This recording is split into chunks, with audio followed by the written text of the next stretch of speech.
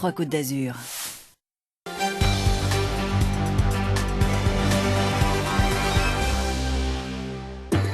Bonsoir à toutes et à tous, on ouvre cette édition varoise avec le Bold Alligator 2012. C'est une opération de simulation d'un débarquement qui va débuter le 24 janvier sur la côte est des États-Unis. Aux côtés des Américains, la Marine nationale et l'armée de terre française, notamment le bâtiment de projection et de commandement Mistral basé à Toulon. Le Mistral prend la mer, direction la côte est des États-Unis, Norfolk. À son bord, le 21e RIMAT Fréjus, l'artillerie de marine de Caen-Juers, la cavalerie étrangère d'Orange, le génie et 6 hélicoptères. La mission, participer grandeur nature à un débarquement avec d'autres pays alliés.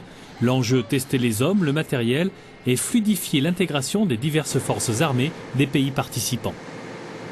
On sait que 80% de la population sur le monde habite à moins de 200 km des mers. Ça veut dire très clairement que l'amphibie est une obligation pour une nation comme la France qui a des ambitions internationales. Donc pour nous, c'est très important de pouvoir continuer à maîtriser ces savoir-faire amphibiens. L'enjeu est aussi l'image nationale. La France va déployer ses moyens amphibiens et son savoir-faire sous le regard des autres nations. La Marine nationale va aussi profiter de cette opération pour exposer son tout dernier engin de débarquement. L'EDAR est donc le nouvel engin de débarquement, c'est l'avenir. Il a été reçu par la Marine tout récemment, en décembre. Et nous allons donc profiter de cette mission à la fois pour en tester toutes les capacités, vérifier que ça correspond bien à ce que nous attendions. Et il y a aussi un enjeu de prestige puisque nous allons le montrer aux Américains, montrer le savoir-faire français aux Américains dans cet exercice. Cette barge de débarquement a été construite à la Seine-sur-Mer par la CNIM, Construction navale et industrielle Méditerranée. Cela faisait 10 ans qu'une telle opération de moyens amphibiens n'avait eu lieu entre les forces alliées. L'intercommunalité en débat au Bossé. La commune intégrée à la communauté de communes Sud-Sainte-Baume pourrait rejoindre Toulon, Provence-Méditerranée. C'est le préfet qui devrait en décider, mais d'ores et déjà les élus de l'opposition se mobilisent. C'est assez rare pour être souligné. Les élus de l'opposition à la mairie du Bossé, tous bords confondus, défendent la même idée. Ils ne veulent pas sortir de la communauté des communes Sud-Sainte-Baume. Aujourd'hui, nous avons enfin trouvé une cohérence géographique. Nous allons de la mer jusqu'à la Sainte-Baume. Tout est cohérent, les habitants s'y retrouvent. Nous avons une identité village avec des besoins de ville, certes.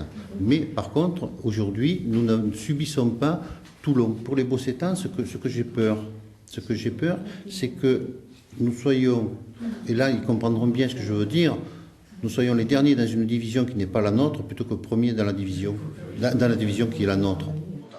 Pour ces élus, changer de communauté, cela signifie plus de taxes et un autre cadre de vie pour les Bossétans. 8 villes appartiennent à la communauté Sud-Sainte-Baume, bientôt 9 avec l'entrée de Sanary. Quant à TPM, elles sont 12, plus de monde et surtout un taux de surendettement plus élevé. Mais ce qui choque ces élus, c'est surtout le vote organisé dimanche prochain par le maire. La population du Bossé est appelée à donner son avis. La particularité de ce scrutin, c'est qu'en fait, la non-participation à ce scrutin vaut la validation du projet de l'intégration à TPM. C'est-à-dire que c'est innovant comme formule constitutionnelle. C'est la première fois qu'on s'aperçoit que le fait de ne pas aller voter donne raison à un projet, quel que soit le projet. Le maire, absent de la ville aujourd'hui, précise que seul le préfet prendra la décision finale. On ouvre à présent notre page sport avec la défaite hier soir du RCT à Clermont, 19-25. Les Rouges et Noirs empochent le bonus défensif. Entre Toulon et l'ASM, beaucoup d'engagement, un choc au sommet, acharné. Et 2 buteurs de haut niveau qui concrétisent chaque occasion de leur équipe. Morgan Parra pour Clermont et Johnny Wilkinson pour Toulon. 6 partout entre les 2 équipes, jusqu'au coup de pied de renvoi de David Skrela. Coup de pied trop court. Rougerie et Sivivatou oublient de jouer le ballon à la réception. Pas Benjamin Lapère qui file à l'essai malgré le retour de Morgan Parra. Coup de froid sur le stade Michelin. C'est Toulon qui mène de 4 points à la pause. 16-12. Dans ce match où les défenses laissent très peu d'espace, Clermont ne va pas profiter de la supériorité numérique après le carton jaune infligé sévèrement à David Smith. Sur cette en avant, jugé volontaire. L'équipe de Bernard Laporte est dominée. L'ouverture, c'est un international qui va la trouver. Julien Malzieu, l'inspiration du 3 quarts de l'ASM, rassuré par son retour en équipe de France, qui offre sur un plateau l'essai à son capitaine, Aurélien Rougerie. On pense que Clermont a fait le plus dur, mais Toulon va lutter jusqu'au bout et faire trembler le public du stade Michelin. C'est le caractère de Clermont qui fait la différence. Dans les dernières secondes, 25-19 pour l'ASM. Des regrets pour Toulon, qui se contente du bonus défensif. Quand tu peux gagner à la dernière seconde, tu peux toujours dire qu'il y avait la place. Il faut quand même reconnaître que Clermont-Ferrand a eu le ballon plus que nous, l'a mieux maîtrisé que nous. Et voilà, aujourd'hui ils étaient plus forts. On aurait pu faire quelque chose, mais je crois que sincèrement ils étaient plus forts.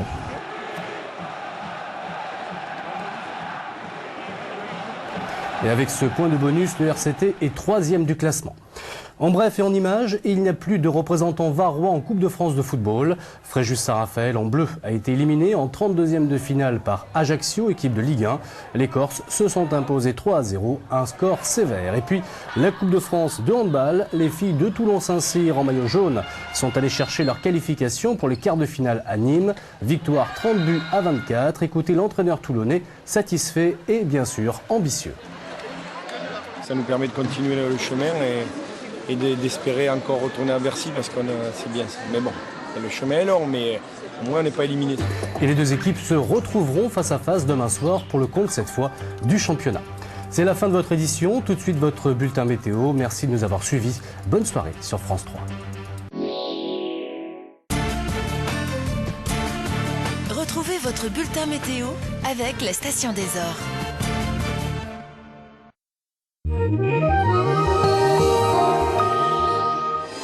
Mardi matin, le soleil brille généreusement dans une atmosphère bien calme. Quelques brumes sont attendues en début de journée dans les fonds de vallée. Le vent est faible de nord-ouest dominant. L'après-midi, le temps reste au beau fixe, calme et doux pour la saison. Les températures au lever du jour sont comprises entre 0 et 6 degrés et au meilleur de la journée, le mercure atteindra 16 degrés. Nous fêterons les Guillaume et nous gagnerons 1 minute d'ensoleillement. Bonne soirée.